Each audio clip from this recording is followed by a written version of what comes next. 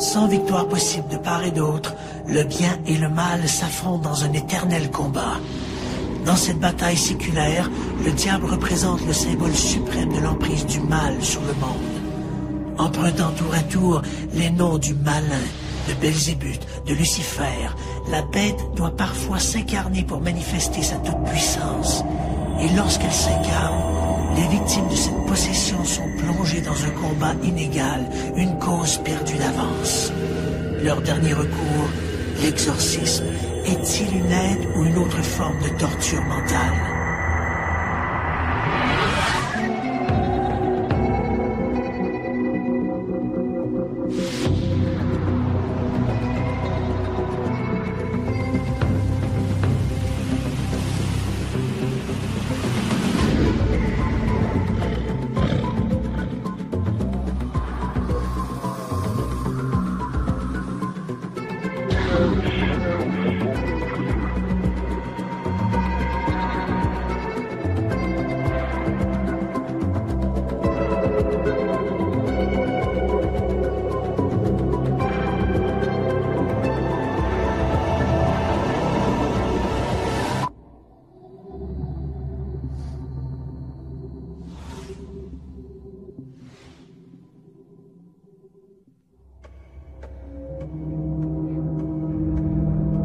À cette heure tardive, cette femme dort depuis un bon moment déjà.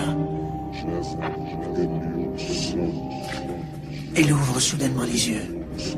Son corps se redresse ensuite comme un automate. Dans sa tête, elle revoit le dégât de son jeune bambin au souper. Sa colère fait place à une rage intense, irraisonnée.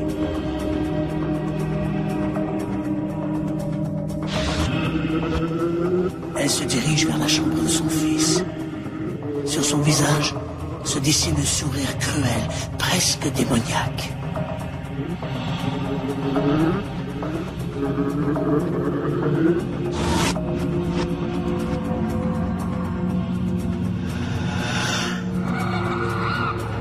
Elle s'approche de la couchette et referme ses mains autour du cou de l'enfant. Dans sa tête, une voix lui demande de le tuer. Puis d'un seul coup, la femme reprend ses esprits, horrifiée par ce geste qu'elle s'apprêtait à commettre. Comment est-ce possible? Elle ne se reconnaît plus. Elle a l'impression de perdre le contrôle de ses gestes, comme si elle était possédée.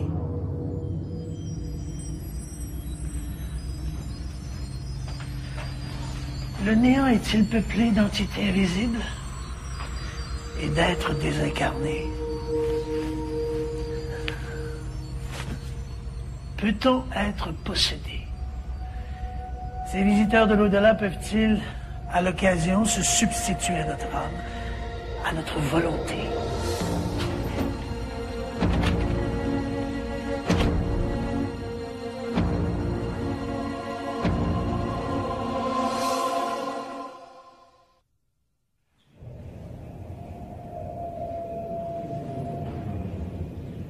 La croyance qu'un être vivant puisse être possédé par les esprits d'une entité désincarnée s'alimente des coutumes locales et des croyances populaires et religieuses. Au Brésil, nombre de psychologues n'hésiteront pas à mettre au compte de la possession certains problèmes de leurs patients, alors que leurs confrères nord-américains seront plutôt enclins à poser un diagnostic de schizophrénie. Mais dans ce domaine, plus que tout autre, le jargon psychiatrique n'a pas réponse à tout. À l'été de 1978, une dame de la région de Chicago, alors qu'elle se trouve en sieste, se met à parler un peu comme dans son sommeil, avec la voix un peu gutturale d'une certaine Teresita Bassa. La dite Teresita Bassa a été retrouvée morte quelques semaines plus tôt, assassinée dans son appartement. Alors avec cette voix d'outre-tombe, la dame se met à raconter qu'elle aurait été étranglée par un collègue de travail, un certain Alan Shavery. La police procède donc à l'arrestation du dit Alan Shavery. On retrouve chez Shavery des bijoux ayant appartenu à Teresita Bassa. Et là, évidemment, placé devant le fait, Shavery avoue le crime. Alors, pour la première fois dans l'histoire des États-Unis, on va admettre en cours ce témoignage d'outre-tombe de cette Teresita Bassa qui aurait été assassinée par Shavery. 10 ans après le suicide de son frère, Jason Defay, une jeune mère monoparentale de l'Outaouais, se retrouve au cœur de phénomènes mystérieux et inquiétants. Elle voit parfois sa volonté être violée par des entités invisibles et apparemment malveillantes. Peu de temps après la naissance de sa fille, Annick Laprade est surprise par les comportements étranges de son enfant. Regard fixe, dénué d'émotion et des actions marquées par des gestes de violence. Pour Annick Laprade, peu à peu la vérité se dévoile. Il y a une autre âme dans sa fille. L'affaire Teresita Bassa, Chézanne des Fées ou Annick Laprade sont des exemples éloquents de possession voisine de la médiumnité. Elles représentent plus de 90% des cas, alors que le reste tombe dans une autre catégorie, beaucoup plus inquiétante, celle des possessions diaboliques. Selon l'Église catholique, il existe 3 principaux symptômes de possession diabolique. La victime parle ou comprend des langues étrangères qui lui sont inconnues. Elle peut découvrir des objets cachés, lire la pensée, dévoiler l'avenir ou pouvoir se livrer à des actions dépassant ses forces physiques. Si tous ces symptômes sont constatés, un exorcisme peut être demandé, mais le processus est complexe et rarissime. Très souvent, dans beaucoup de diocèses, c'est le chancelier qui accueille les premières demandes. Dans certains diocèses, on exige au point de départ un dialogue avec le pasteur de la personne ou bien encore avec un prêtre de confiance. Donc, il y a une première étape là, qui se joue au niveau de la demande. Depuis l'avènement des thérapies cliniques, il est d'usage de diriger les prétendus possédés chez les psychiatres. Il est vrai que la plupart des critères admis de la possession sont subjectifs et peuvent très bien se rencontrer chez un patient atteint de problèmes mentaux. Mais il y a des exceptions. En 1947, dans un hôpital de Saint-Louis, un jeune garçon de 13 ans, Ronald Onkeler, est soumis au rituel du grand exorcisme. Pendant des semaines, des prêtres vont se succéder à son chevet pour le libérer des forces diaboliques qui l'habitent. Son expérience sera l'inspiration derrière le film le plus terrifiant de l'histoire du cinéma, L'Exorciste. Lorsque l'on parle de la possession, on a l'impression de se retrouver en plein cœur du Moyen-Âge. Pourtant, on pourrait croire qu'avec la médecine moderne, ce phénomène aurait été chose du passé. Eh bien non. Faut-il en conclure que les superstitions sont plus fortes que la raison ou que la science s'est trompée?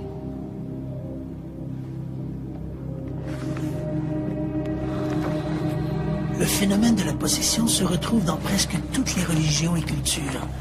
Si en Occident le phénomène est très souvent associé au diable, il en va autrement dans le reste du monde.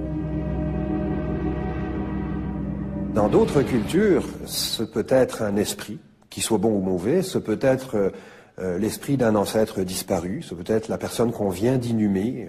Il y a beaucoup d'autres possibilités. On parle même de possession animale dans certaines cultures également. Mais en Occident, effectivement, à tout seigneur, tout honneur, on attribue très vite les phénomènes au diable lui-même. Le phénomène de la possession est particulièrement présent chez les groupes dont la religion s'inspire des traditions africaines comme le vaudou ou l'umbada. En Occident, de plus en plus de thérapeutes croient que certains troubles du comportement comme la schizophrénie et les cas de personnalité multiple peuvent être l'œuvre d'une infestation par une entité invisible. Dans certains cas de possession, on croit qu'il pourrait s'agir d'entités, de personnes décédées, en fait, qui ignorent qu'ils sont décédés. Certaines de ces entités pourraient être malveillantes, ce qui expliquerait un certain nombre de cas de poltergeist, par exemple, des coups frappés dans des murs, des vases qui se brisent.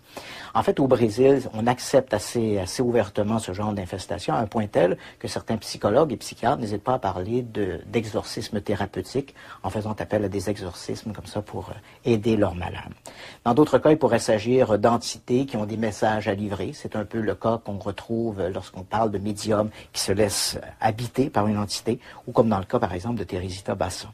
Si on va du côté de la religion, alors là, on est beaucoup moins tolérant. En fait, la possession, en dehors d'être possédé par l'Esprit Saint, on ne peut être que possédé par le diable. Et quand on est possédé par le diable, la seule voie pour échapper à cette damnation, c'est le grand exorcisme. Et puis le dernier joueur dans tout ce débat de la possession, c'est la science pure et dure. Si de plus en plus de psychologues et de psychiatres acceptent une infestation par une entité étrangère pour expliquer certains troubles du comportement, je dirais que dans l'ensemble, l'élite médicale voit dans le phénomène de la possession un discours moyenâgeux pour cacher des pathologies psychiatriques clairement identifiées. En 1993, Gézanne Desfées emménage dans un appartement de Hall. Pour elle, c'est le début d'un incroyable cauchemar. Le souvenir de son frère Régis, décédé quelques années auparavant, se fait de plus en plus présent. Il est partout, dans ses rêves et même autour d'elle. 8 ans après sa mort, j'ai aménagé dans un appartement qui ne me convenait pas du tout, mais pourtant, je le voulais. Il y avait une force en dedans de moi qui me poussait à signer le bail, malgré l'opposition de mon conjoint. Je voulais cet appartement-là. C'est à l'intérieur de cet appartement-là que tout s'est passé. Et puis, il y a des objets qui se promenaient, j'entendais sa voix, je le voyais dans le miroir quand je me regardais. Partout où j'allais, j'avais comme une présence à l'intérieur de moi. En septembre 1994, sur les conseils d'une amie, Gézanne décide de faire appel à Nicole, une médium. J'ai communiqué avec Nicole, qui est venue chez moi, puis on a fait une séance. Nicole voyait clairement mon frère. Par le biais de la sensitive, Gézanne apprend qu'en plus de son frère, il y a d'autres esprits présents, des esprits malfaisants. Régis est là pour la protéger, pour la mettre en garde qu'un drame menace la jeune mère monoparentale. Dans l'ombre, des forces diaboliques se préparent à frapper. Tout à coup, on était assis dans la cuisine, il a commencé à vanter dans la cuisine, il y avait une odeur nauséabonde, vraiment dégueulasse. Je voyais des doigts noirs, du sang sur les murs. Ça puait, il y avait une odeur. Puis ça passait très vite, comme si on ne voulait pas se laisser voir. Nicole a eu très peur, puis elle a dit « Moi, je ne travaille pas avec ça, je m'en vais ». Et puis, elle est venue pour sortir de chez moi. Au même moment où elle s'en allait, moi, j'ai voulu me lever de ma chaise, puis il y a quelque chose, comme s'il y avait une personne, mais invisible, qui m'a pris par le poignet, puis qui m'a rassis. Et puis, j'avais très, très mal à mon poignet. Et puis, ça faisait tellement mal, j'étais tellement estomaquée par ce qui se passait que j'arrivais pas à... J'essayais de crier « Nicole, reviens, reviens », j'étais pas capable. Je l'ai entendu dire « OK, OK, je vais rester ». J'ai dit à Nicole « J'ai mal au poignet, j'ai mal, mon bras me fait mal ». Puis, elle a regardé et elle a dit « Oh mon Dieu, il te rentre dedans, ton bras est tout noir ».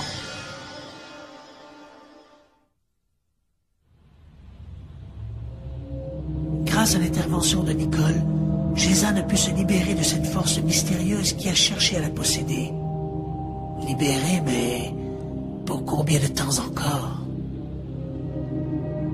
Le 22 septembre 1994, au moment de se mettre au lit, Gézanne est surprise par des bruits qui proviennent du salon. Elle a l'impression que quelqu'un fait tourner son fauteuil de travail. Il y a juste un mur qui me séparait du salon où la chaise était. Puis j'ai pris mon courage à deux mains et je me suis lancée dans l'entrée du salon et j'ai vu la chaise qui était plus au bureau où elle devait être. Elle était au milieu du salon puis elle s'est venue directement sur moi. Gézanne recule dans la pièce, affolée. Elle essaie de retrouver sa respiration. Puis voilà que d'autres bruits se font entendre. Des jouets. La chose est maintenant dans la chambre de l'enfant. J'ai marché dans le corridor, j'entendais des bruits de plus en plus forts parce que je m'approchais.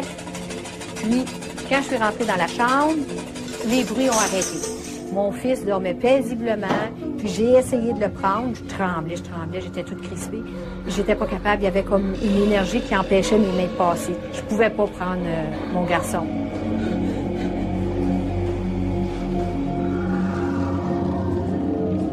Elle retourne au salon. L'horreur est à son comble. Elle saisit le téléphone, mais voilà que les touches s'écrasent, comme si des doigts invisibles pianotaient sur le clavier. Elle parvient tout de même à composer le numéro de l'une de ses amies, José. Lorsqu'elle a répondu, je lui ai dit, José, tu t'en viens immédiatement, prends même pas le temps de t'habiller, je suis paralysée, je ne pouvais plus bouger, j'essayais de me lever, c'était impossible. Comme si, à partir de la taille, tout mon corps était cimenté, j'avais aucun mouvement. Et puis, elle a dit oui, je m'en viens tout de suite. Au même moment, pendant que je parlais à José, mon autre ligne a sonné. Je suis allée répondre en disant bye à José. Puis c'était Nicole, la médium, qui me dit tout de suite, sans elle ne savait pas ce qui se passait chez moi du tout, elle n'avait pas de moyen de savoir ça, elle me dit, sors de chez vous, ils vont tuer ton fils, sors de chez vous, ça presse. Là, je lui ai dit, je suis paralysée, Nicole, je ne peux pas bouger. Gézanne n'entend plus les conseils de la médium. Elle est rivée sur un étrange spectacle qui se déroule devant elle. Des points multicolores apparaissent, formant la silhouette de 3 personnages. Soudain, on frappe à la porte. C'est José. D'un bond, Gézanne la rejoint et ensemble, les femmes retournent dans la chambre de l'enfant qui dort toujours à poing fermé.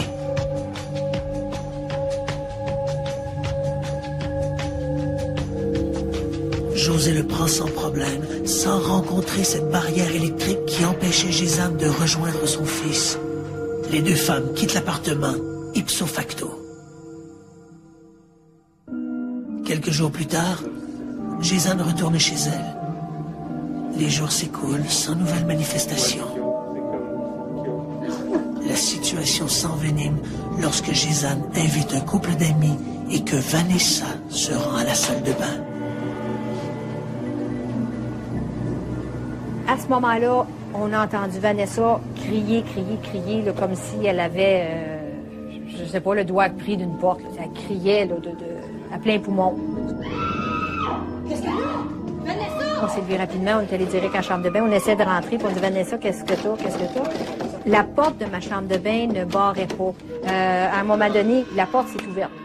J'ai tombé dans le fond, puis la porte s'est refermée.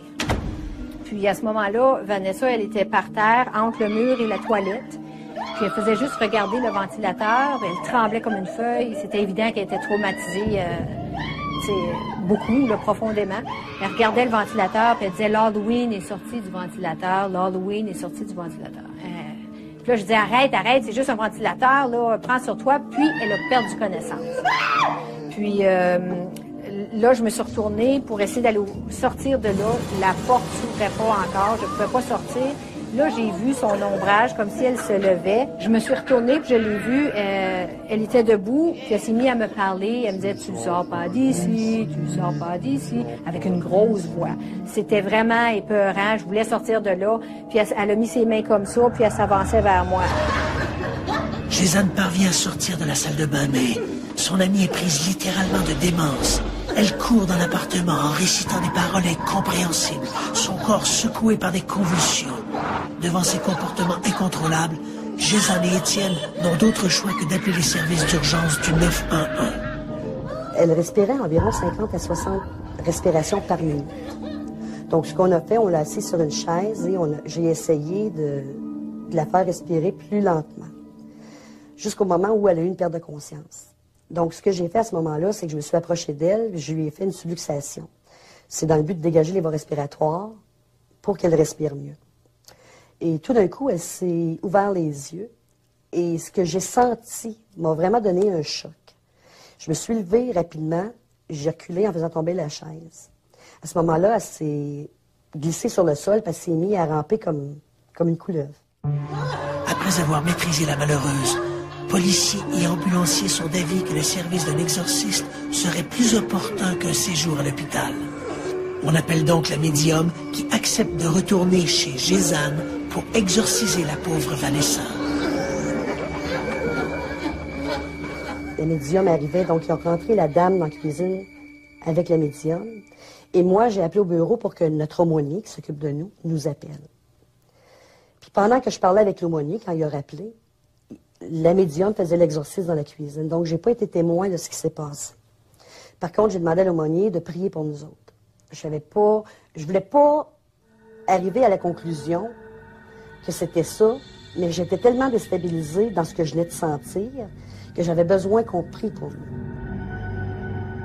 Ce n'est finalement qu'à l'issue de longues heures de prière que la possédée va retrouver ses esprits.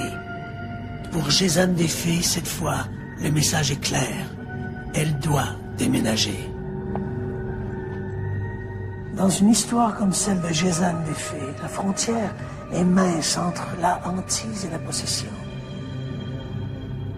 Dans un événement comme celui-là, il est difficile de séparer les phénomènes réels de ceux alimentés par l'imagination du témoin.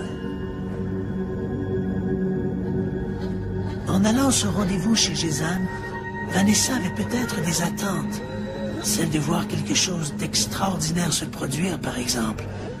A-t-elle été victime d'une entité inconnue ou de son imagination?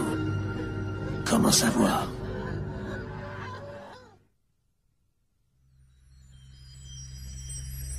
En 1996, après un accouchement difficile, Annick Laprade n'a qu'un souhait, voir sa fille. Mais son allégresse est sur le point de se transformer en un incroyable cauchemar. Au premier contact de Marie-Claude à la naissance, Marie-Claude pleurait beaucoup. Donc, elle avait le nez obstrué, tout ça. Fait que les médecins s'en sont occupés. Après ça, ils nous l'ont redonné et elle a pleuré toute la soirée. Puis là, évidemment, il y avait des gens de la famille, tout ça. Fait que c'est vers minuit que là, les gens étaient partis, puis j'étais tout seul dans ma chambre. Puis j'ai demandé à la voir pour avoir un contact chaleureux, mère-fille. Puis fait que j'ai demandé à la voir, ils me l'ont apporté. Et Marie-Claude dormait. Et là, je lui parlais, on se confiait, tout ça. Puis à un moment donné, elle a ouvert les yeux. Et quand elle a ouvert les yeux, ce que j'ai vu, c'est un regard vide, un regard froid. Donc une pupille très, très dilatée. Annick se dit que ça doit être son imagination, une sorte de choc postnatal. Je vous dirais que les 2 premières années, Marie-Claude a beaucoup pleuré. Elle avait des moments de calmie, mais règle générale, c'est un bébé qui pleurait beaucoup. À 2 ans, l'enfant continue de multiplier les comportements anormaux. Elle présente des problèmes d'hyperactivité. Les médecins annoncent aux parents que la petite souffre probablement d'un trouble de personnalité multiple. On leur recommande de consulter un psychiatre, mais l'attente est interminable.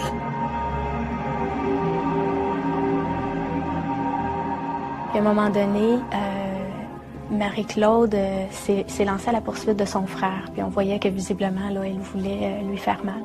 Donc, je l'ai enfermée dans sa chambre, puis on entendait des coups, vraiment, on entendait bing, bang, bang, puis j'essayais de tenir la porte fermée. Puis, à un moment donné, ça s'est calmé. Puis, habituellement, quand c'était plus calme, ça voulait dire que Marie-Claude était tombée dans une période de repos ou de sommeil parce que les crises provoquaient une période de sommeil par la suite. Quand j'ai ouvert la porte, Marie-Claude était assise face au mur et elle ne dormait pas. Elle dessinait avec son sang sur les murs. Et elle a tourné sa tête, elle nous a regardés et elle s'est mise à rire. Donc, ma fille n'était pas revenue à elle à ce moment-là. À défaut de la médecine, Annick Laprade se tourne vers une ostéopathe de sa connaissance. On a fait 8 mois de traitement en ostéopathie avec Marie-Claude et on a vu une bonne différence, mais les crises persistaient. Donc, elle m'a à nouveau demandé si j'étais ouverte d'esprit. Elle connaissait quelqu'un du nom de Michael, un intervenant au niveau énergétique qui pouvait peut-être nous aider. Donc, on a pris rendez-vous avec Michael parce que nous n'avions rien à perdre à l'époque. On était encore sur la liste d'attente en psychiatrie. Lorsqu'on a rencontré Michael pour la première fois, j'étais avec Marie-Claude. Donc, il l'a observé, il lui a posé des questions. Et c'est là qu'il m'a dit qu'il y avait 2 entités dans le champ vibratoire de Marie-Claude. Donc, il nous a proposé de procéder à une libération de ces entités-là et à une incarnation de l'âme de Marie-Claude. Donc, évidemment, on est un petit peu sur le choc d'avoir un tel diagnostic, si on peut employer le mot diagnostic. Mais je me suis dit, j'ai rien à perdre. C'était pas des médicaments, c'était rien qui pouvait être nocif pour la santé de Marie-Claude. Je me suis dit, je vais essayer.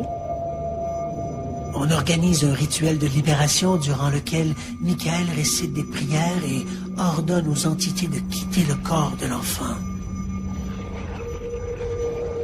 À un moment donné, Michael a ordonné aux entités de quitter le champ vibratoire de Marie-Claude, de quitter. Et ce que j'ai senti, c'est un courant passer à travers moi. Ça a duré environ, je vous dirais peut-être 1 ou 2 secondes. C'était très, très rapide, mais c'est comme si on recevait une brique. Les poumons étaient oppressés, puis une difficulté à respirer. À ce moment-là, j'étais paniquée un peu, fait que j'ai regardé Michael, et Michael était déjà face à moi. Puis, il a à nouveau demandé aux entités de quitter, et ça s'est fait là, dans l'immédiat. Quand je suis revenue à moi, dans le sens que j'ai repris mes émotions, et non pas sous forme de perte de conscience, j'ai regardé, puis Marie-Claude était tout trempe, elle était trempe, elle avait les joues rouges, là. Mais elle était tellement paisible, là, tellement bien. Du jour au lendemain, les comportements de la petite Marie-Claude se transforment. Elle est maintenant plus calme et ses excès de colère ont disparu. Pour Annick Laprade, il n'y a aucun doute que sa fille a bel et bien été libérée d'entités malfaisantes qui cherchaient à habiter son corps. L'histoire d'Annick Laprade est elle aussi étonnante. La victime étant un poupon, difficile de l'accuser d'avoir imaginé ses symptômes. L'approche de la jeune mère est tout à fait surprenante. Elle a préféré s'en remettre à une technique alternative qui s'est révélée tout à fait efficace. Une approche spirituelle plutôt qu'une approche médicale. Voilà un débat tout à fait intéressant.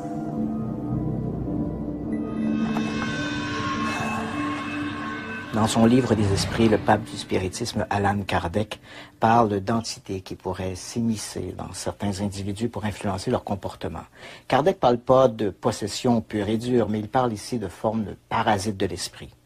Et je dirais que même si Kardec vivait il y a plus d'1 siècle, son interprétation du phénomène de la possession a toujours un peu l'assentiment des gens qui s'intéressent au spiritisme ou les artisans de phénomènes paranormaux. Ce sont d'ailleurs eux qui sont intervenus dans le cas de Gézanne des Fées de Annick Laprade. Évidemment, pour les détracteurs de cette hypothèse, et en particulier le corps médical, ces gens-là font remarquer que Allan Kardec est décédé en 1869 et qu'à cette époque, on ignorait à peu près tout des grandes pathologies psychiatriques.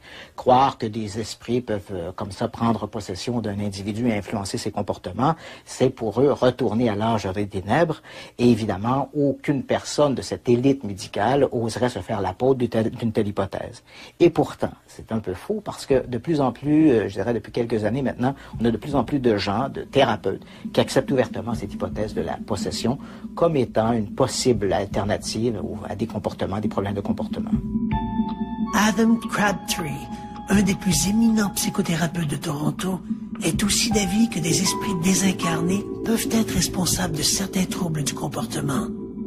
Dans son livre Multiple Men, Crabtree présente plusieurs cas qu'il a lui-même traités et qui échappent au traditionnel diagnostic psychiatrique. L'un des cas est celui d'une jeune femme qui se disait possédée par l'esprit d'une entité inconnue. Sous hypnose, Crabtree a pu s'entretenir avec cet invraisemblable locataire.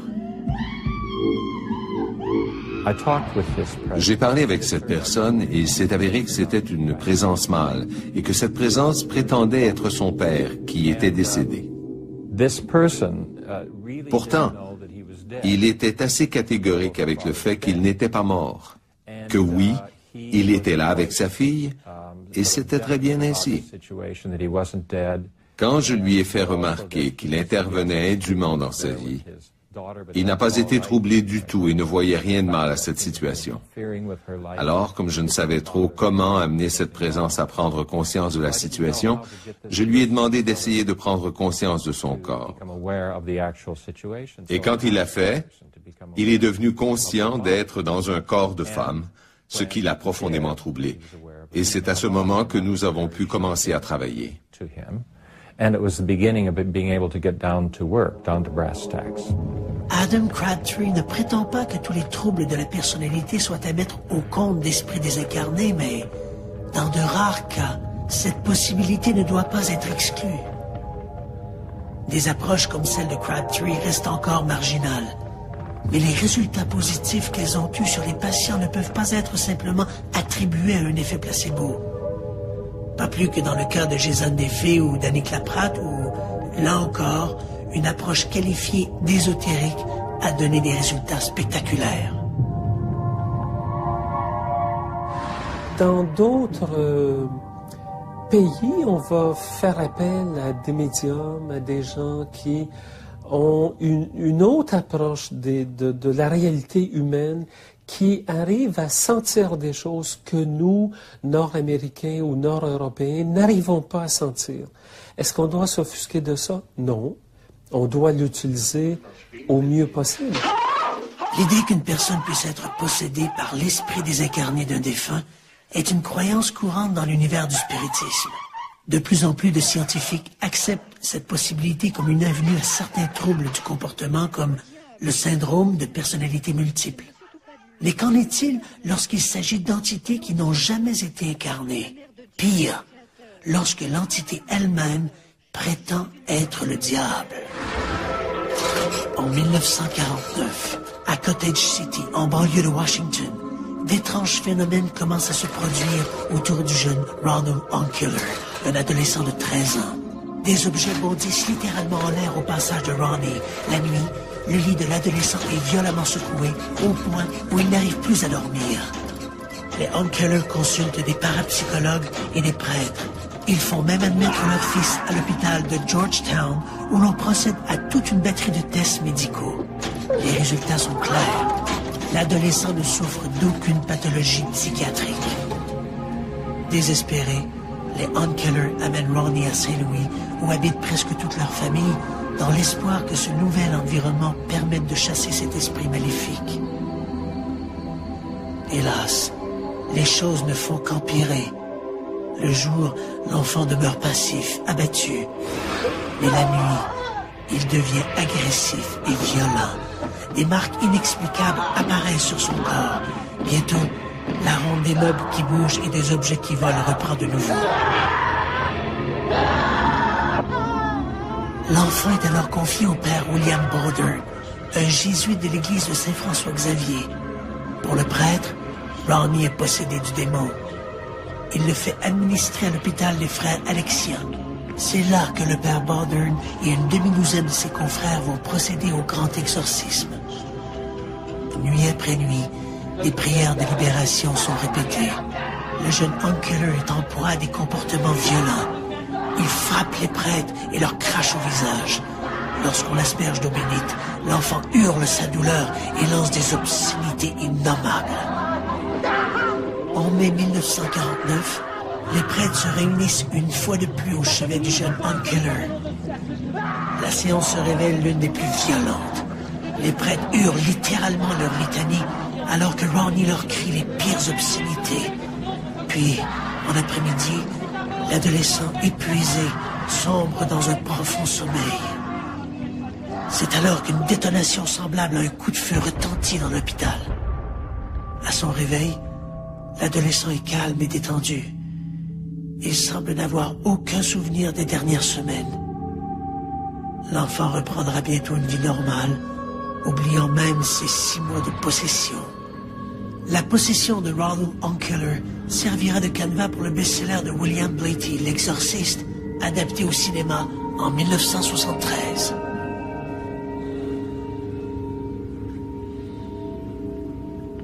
La possession diabolique.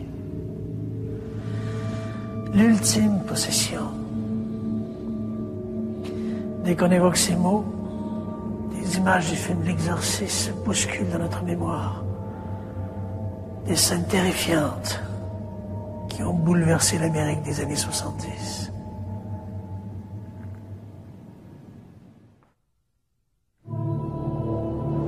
Pour l'Église, l'existence du diable est un fait, sinon une nécessité. Par contre, en matière d'exorcisme, le Vatican se montre particulièrement prudent. On préfère prendre ses distances par rapport à la possession pure et dure. C'est d'ailleurs la tangente qu'adopte l'Église dans son nouveau rituel de l'exorcisme, promulgué à Rome le 22 novembre 1998. Ce qu'il dit, c'est que un chrétien, une chrétienne peut être tourmenté. Le terme qui est utilisé de préférence, c'est les fidèles tourmentés. On ne parle pas des fidèles possédés par le diable, mais des fidèles tourmentés par le diable. Je dirais que pour les chrétiens, on appartient tous au Christ ressuscité. Et donc, on est possédé par le Christ. On appartient au Christ. On est membre du corps du Christ. C'est donc pas dans la vision du rituel de l'exorcisme, une personne tourmentée n'est pas possédée par le diable, mais elle est tourmentée par le diable. Il est vrai que depuis la Renaissance, la possession diabolique et l'exorcisme étaient définis par un rituel imprégné de vieilles superstitions. Le dernier rituel, le précédent, datait de 1614.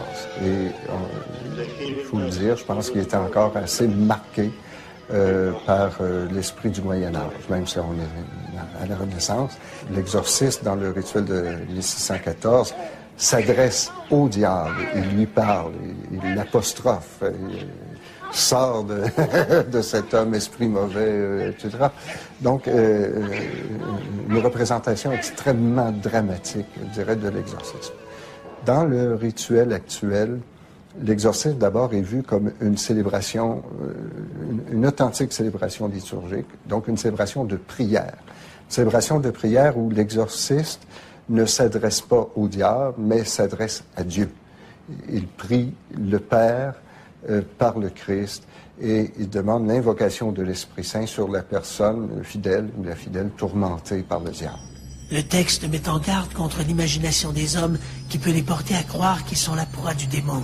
Il recommande de distinguer entre une véritable intervention diabolique et la crédulité de certains fidèles qui pensent être l'objet de malédictions. Le nouveau rituel distingue l'exorcisme mineur, fait de prière, et le grand exorcisme, qui consiste en une célébration liturgique.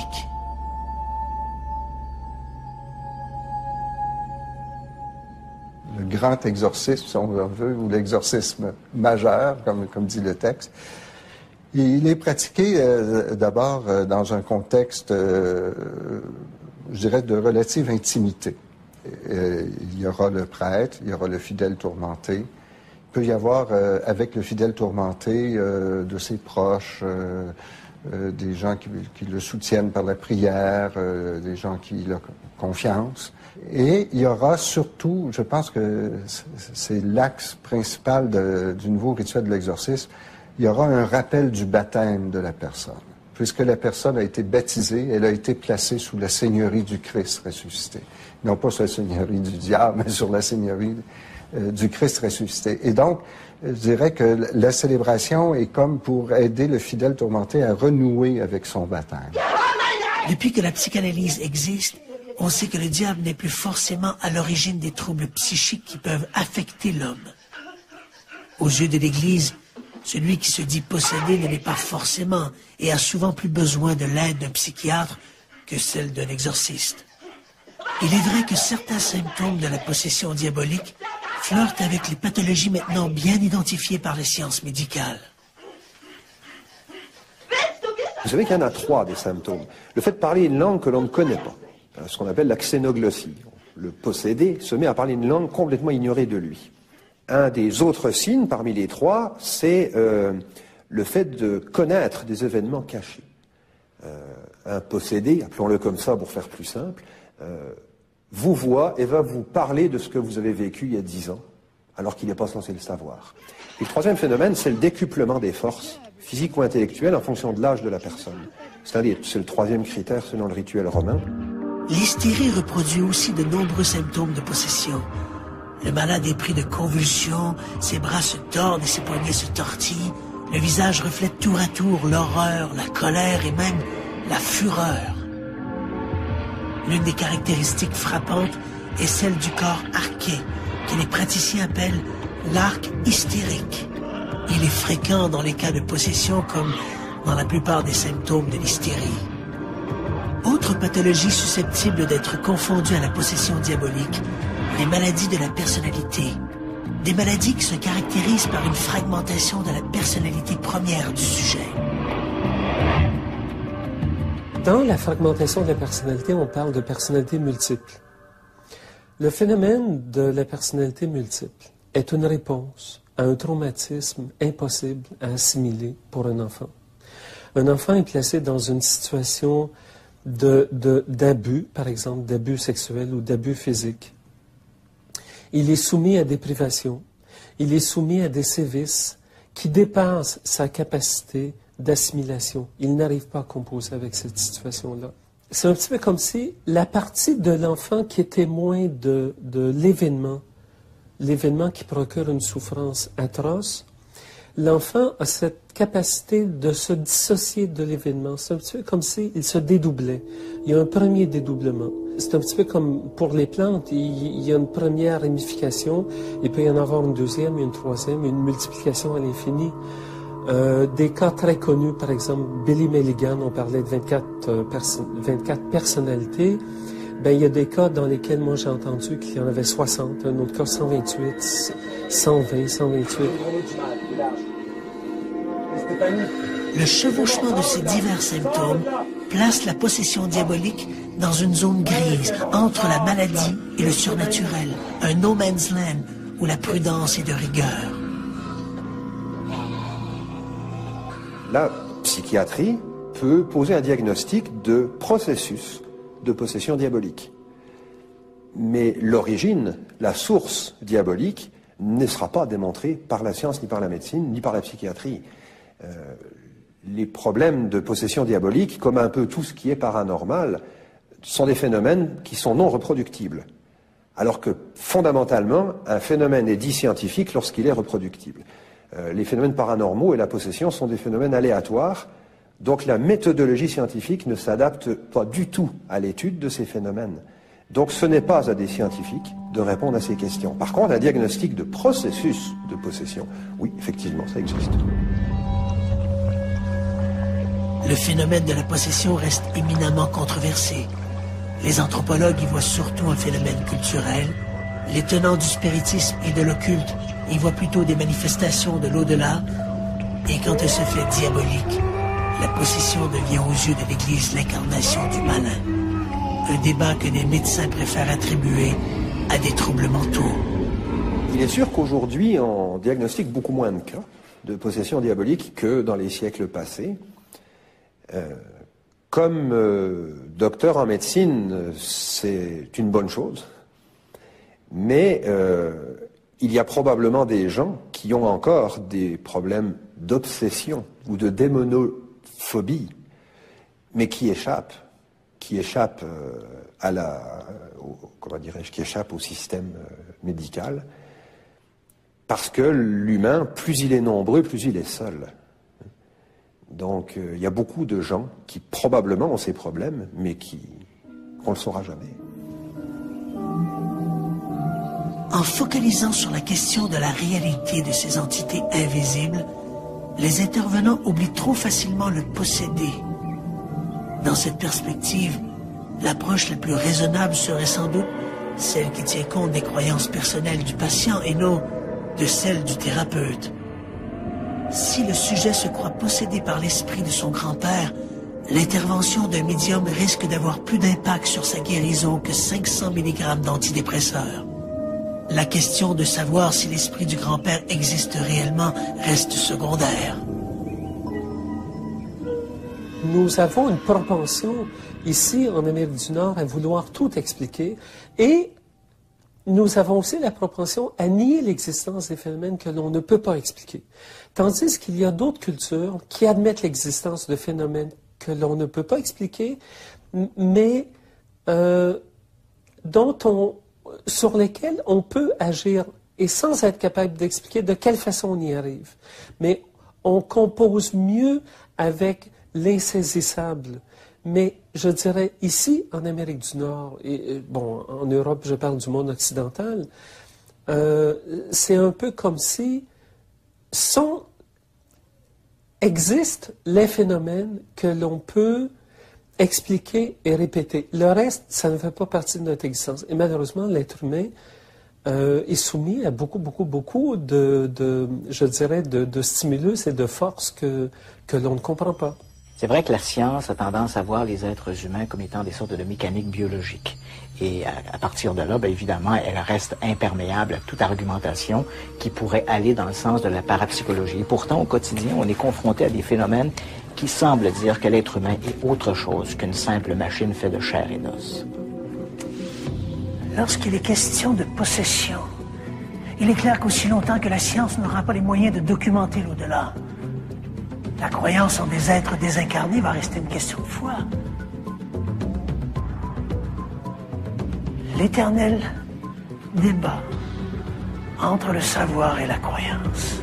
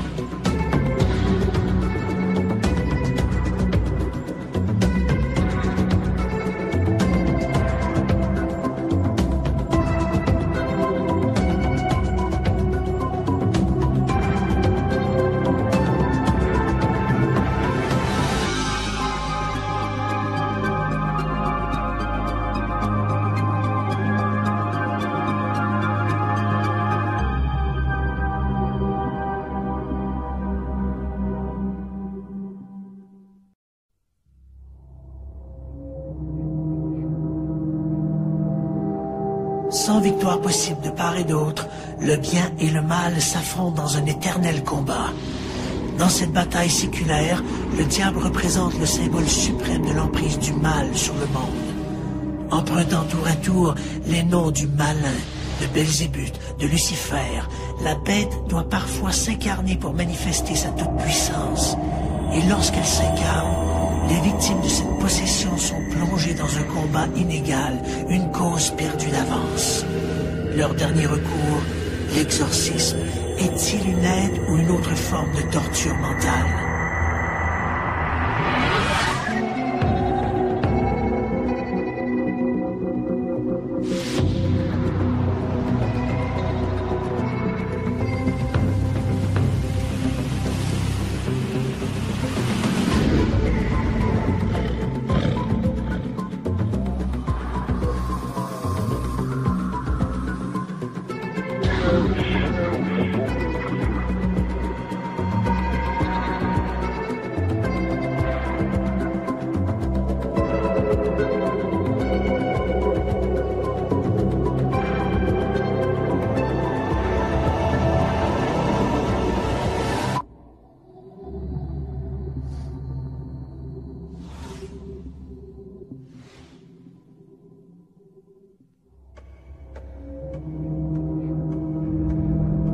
À cette heure tardive, cette femme dort depuis un bon moment déjà. Elle ouvre soudainement les yeux. Son corps se redresse ensuite comme un automate. Dans sa tête, elle revoit le dégât de son jeune bambin au souper. Sa colère fait place à une rage intense, irraisonnée.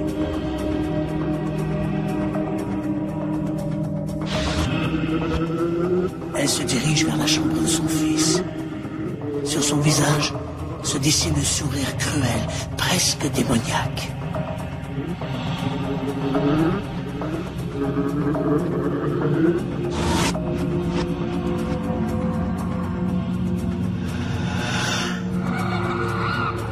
Elle s'approche de la couchette et referme ses mains autour du cou de l'enfant. Dans sa tête, une voix lui demande de le tuer. Puis d'un seul coup, la femme reprend ses esprits, horrifiée par ce geste qu'elle s'apprêtait à commettre. Comment est-ce possible? Elle ne se reconnaît plus.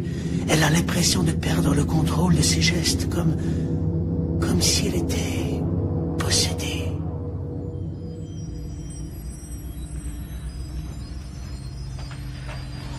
Le néant est-il peuplé d'entités invisibles et d'êtres désincarnés? Peut-on être possédé? Ces visiteurs de l'au-delà peuvent-ils, à l'occasion, se substituer à notre âme, à notre volonté?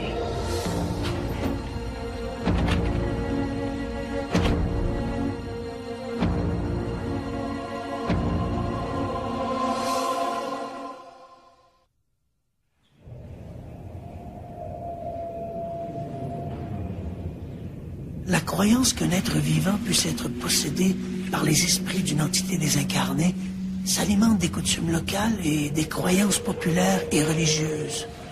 Au Brésil, nombre de psychologues n'hésiteront pas à mettre au compte de la possession certains problèmes de leurs patients, alors que leurs confrères nord-américains seront plutôt enclins à poser un diagnostic de schizophrénie.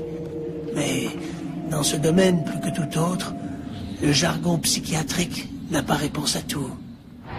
À l'été de 1978, une dame de la région de Chicago, alors qu'elle se trouve en sieste, se met à parler un peu comme dans son sommeil, avec la voix un peu gutturale d'une certaine Teresita Bassa. La dite Teresita Bassa a été retrouvée morte quelques semaines plus tôt, assassinée dans son appartement. Alors avec cette voix d'outre-tombe, la dame se met à raconter qu'elle aurait été étranglée par un collègue de travail, un certain Alan Shavery. La police procède donc à l'arrestation du dit Alan Shavery. On retrouve chez le Shavery des bijoux ayant appartenu à Teresita Bassa. Et là, évidemment, placé devant le fait, Shavery avoue le crime. Alors, pour la première fois dans l'histoire des États-Unis, on va admettre en cours ce témoignage d'outre-tombe de cette Teresita Bassa qui aurait été assassinée par Shavery. 10 ans après le suicide de son frère, Jason Defay, une jeune mère monoparentale de l'Outaouais, se retrouve au cœur de phénomènes mystérieux et inquiétants. Elle voit parfois sa volonté être violée par des entités invisibles et apparemment malveillantes. Peu de temps après la naissance de sa fille, Annick Laprade est surprise par les comportements étranges de son enfant. Regard fixe, dénué d'émotion et des actions marquées par des gestes de violence. Pour Annick Laprade, peu à peu la vérité se dévoile. Il y a une autre âme dans sa fille. L'affaire Teresita Bassa, Jason Defay ou Annick Laprade sont des exemples éloquents de possession voisine de la médiumnité. Elles représentent plus de 90% des cas, alors que le reste tombe dans une autre catégorie, beaucoup plus inquiétante, celle des possessions diaboliques. Selon l'Église catholique, il existe 3 principaux symptômes de possession diabolique. La victime parle ou comprend des langues étrangères qui lui sont inconnues. Elle peut découvrir des objets cachés, lire la pensée, dévoiler l'avenir ou pouvoir se livrer à des actions dépassant ses forces physiques. Si tous ces symptômes sont constatés, un exorcisme peut être demandé, mais le processus est complexe et rarissime. Très souvent, dans beaucoup de diocèses, c'est le chancelier qui accueille les premières demandes. Dans certains diocèses, on exige au point de départ un dialogue avec le pasteur de la personne ou bien encore avec un prêtre de confiance. Donc, il y a une première étape là, qui se joue au niveau de la demande. Depuis l'avènement des thérapies cliniques, il est d'usage de diriger les prétendus possédés chez les psychiatres. Il est vrai que la plupart des critères admis de la possession sont subjectifs et peuvent très bien se rencontrer chez un patient atteint de problèmes mentaux.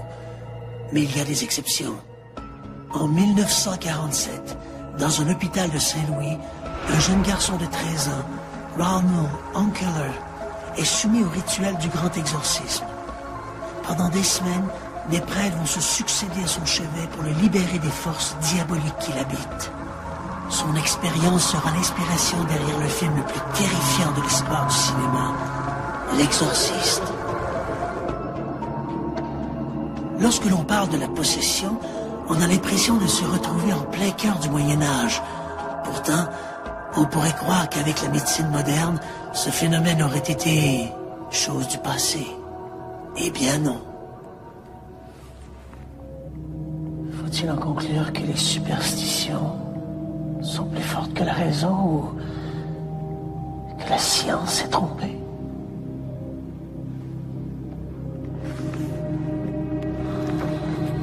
Le phénomène de la possession se retrouve dans presque toutes les religions et cultures. Si en Occident le phénomène est très souvent associé au diable, il en va autrement dans le reste du monde. Dans d'autres cultures, ce peut être un esprit, qu'il soit bon ou mauvais, ce peut être l'esprit d'un ancêtre disparu, ce peut être la personne qu'on vient d'inhumer. Il y a beaucoup d'autres possibilités. On parle même de possession animale dans certaines cultures également. Mais en Occident, effectivement, à tout seigneur, tout honneur, on attribue très vite les phénomènes au diable lui-même.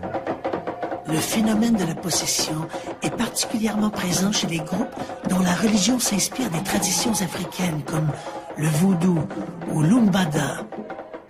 En Occident, de plus en plus de thérapeutes croient que certains troubles du comportement comme la schizophrénie et les cas de personnalité multiple peuvent être l'œuvre d'une infestation par une entité invisible. Dans certains cas de possession, on croit qu'il pourrait s'agir d'entités, de personnes décédées, en fait, qui ignorent qu'ils sont décédés. Certaines de ces entités pourraient être malveillantes, ce qui expliquerait un certain nombre de cas de poltergeist, par exemple, des coups frappés dans des murs, des vases qui se brisent. En fait, au Brésil, on accepte assez ouvertement ce genre d'infestation à un point tel que certains psychologues et psychiatres n'hésitent pas à parler d'exorcisme thérapeutique en faisant appel à des exorcismes comme ça pour aider leurs malades. Dans d'autres cas, il pourrait s'agir d'entités qui ont des messages à livrer. C'est un peu le cas qu'on retrouve lorsqu'on parle de médiums qui se laissent habiter par une entité, ou comme dans le cas, par exemple, de Teresita Bassa. Si on va du côté de la religion, alors là, on est beaucoup moins tolérant. En fait, la possession, en dehors d'être possédé par l'Esprit Saint, on ne peut être que possédé par le diable. Et quand on est possédé par le diable, la seule voie pour échapper à cette damnation, c'est le grand exorcisme. Et puis le dernier joueur dans tout ce débat de la possession, c'est la science pure et dure. Si de plus en plus de psychologues et de psychiatres acceptent une infestation par une entité étrangère pour expliquer certains troubles du comportement, je dirais que dans l'ensemble, l'élite médicale voit dans le phénomène de la possession un discours moyenâgeux pour cacher des pathologies psychiatriques clairement identifiées. En 1993, Gézanne Desfées emménage dans un appartement de Hall. Pour elle, c'est le début d'un incroyable cauchemar. Le souvenir de son frère Régis, décédé quelques années auparavant, se fait de plus en plus présent. Il est partout, dans ses rêves et même autour d'elle. 8 ans après sa mort, j'ai aménagé dans un appartement qui ne me convenait pas du tout, mais pourtant, je le voulais. Il y avait une force en dedans de moi qui me poussait à signer le bail, malgré l'opposition de mon conjoint. Je voulais cet appartement-là. C'est à l'intérieur de cet appartement-là que tout s'est passé. Et puis, il y a des objets qui se promenaient, j'entendais sa voix, je le voyais dans le miroir quand je me regardais. Partout où j'allais, j'avais comme une présence à l'intérieur de moi. En septembre 1994, sur les conseils d'une amie, Gézanne décide de faire appel à Nicole, une médium. J'ai communiqué avec Nicole, qui est venue chez moi, puis on a fait une séance. Nicole voyait clairement mon frère. Par le biais de la sensitive, Gézanne apprend qu'en plus de son frère, il y a d'autres esprits présents, des esprits malfaisants. Régis est là pour la protéger, pour la mettre en garde qu'un drame menace la jeune mère monoparentale. Dans l'ombre, des forces diaboliques se préparent à frapper. Tout à coup, on était assis dans la cuisine, il a commencé à vanter dans la cuisine, il y avait une odeur nauséabonde, vraiment dégueulasse. Je voyais des doigts noirs, du sang sur les murs. Ça puait, il y avait une odeur. Puis ça passait très vite, comme si on ne voulait pas se laisser voir. Nicole a eu très peur, puis elle a dit « Moi, je ne travaille pas avec ça, je m'en vais ». Et puis, elle est venue pour sortir de chez moi. Au même moment où elle s'en allait, moi, j'ai voulu me lever de ma chaise, puis il y a quelque chose comme s'il y avait une personne, mais invisible, qui m'a pris par le poignet puis qui m'a rassis. Et puis, j'avais très, très mal à mon poignet. Et puis, ça faisait tellement mal, j'étais tellement estomaquée par ce qui se passait que j'arrivais pas à... J'essayais de crier « Nicole, reviens, reviens », j'étais pas capable. Je l'ai entendu dire « OK, je vais rester ». J'ai dit à Nicole « J'ai mal au poignet, j'ai mal, mon bras me fait mal ». Puis, elle a regardé et elle a dit « Oh mon Dieu, il te rentre dedans, ton bras est tout noir ».